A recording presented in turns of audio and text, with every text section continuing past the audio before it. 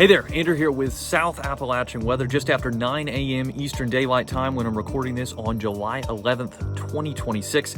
I promised an update if we had any major changes for the weather this weekend, and we've had exactly that this morning, with now not only a slight risk on the excessive rainfall outlook, or the ERO that I referenced yesterday. I got the name wrong. I said extreme yesterday, but now we also have a slight risk for severe weather, including the possibility of damaging winds and hail across our entire region as we head through the day today.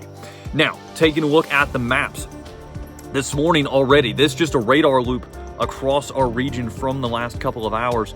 We've been seeing some pop-up showers and thunderstorms.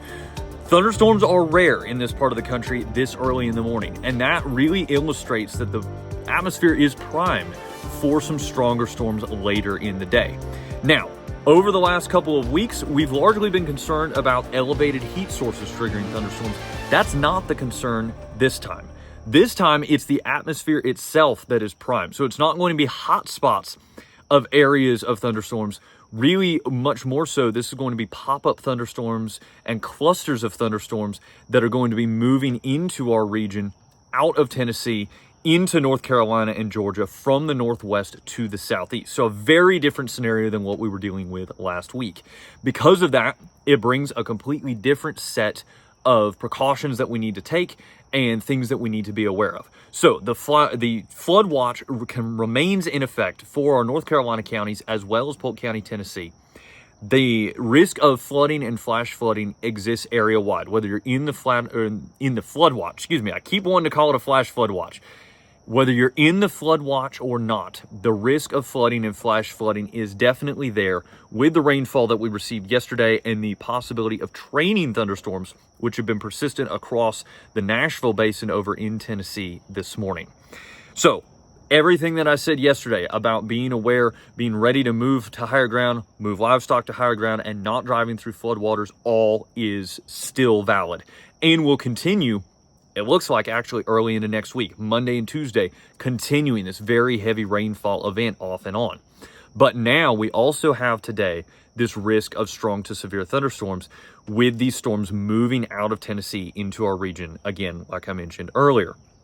So with that, we also need to be weather aware as far as having ways to receive warnings. If you're out and about, say heading out on the lake sometime this morning or being out for work or anything like that, make sure that you have ways to receive warnings should we have a severe thunderstorm warning issued or even a weather watch issued as we head through the day. Also, one of the big things, if you hear thunder, be prepared to take shelter. Thunder indicates lightning, and lightning can be very dangerous, even 10 to 15 miles from the parent thunderstorm. There were some actual rumbles of thunder, again, earlier this morning. As you saw on radar, that cell moving through Andrews, you could hear the thunder a good ways away. I'll just say as a side note, fish aren't really biting this morning. I think 4th of July kind of kept them at bay. But as far as the boat traffic anyway, they're still spooked. Anyhow, all of that to say, we have this possibility of strong to severe thunderstorms.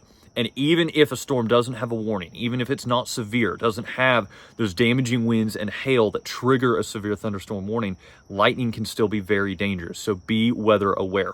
One of the other factors is be aware of your surroundings, even without warnings and even without thunder, because these storms are going to be coming in from the northwest, which makes them very difficult to detect on weather radar as far as what's going on inside the storm, because of the angles involved and a bunch of scientific stuff I won't get to right now.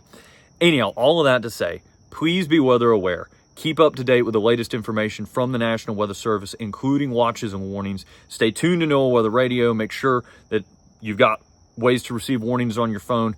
Just be weather aware today, because we do have this possibility pretty much across our entire region, but especially flatter areas. So we're talking Gilmer County down in Georgia. We're talking that wide open stretch in Cherokee County near the airport, near Andrews, down in Union and Fannin counties. Those wide open areas along 515. Those are some of the areas that we could in particular see some stronger thunderstorms and some gusty winds, but really our entire region has that possibility today. We're not talking excessive. Think the thunderstorms we had yesterday with a little extra kick. This is not something to panic over, but you definitely don't want to be out and about, or especially caught outside in any storms that develop today because of this possibility of hail and wind. So with that, again, stay safe out there. Stay tuned to the latest from the folks at the Weather Service. And if there are any further updates, I'll be sure to push them out here on the channel.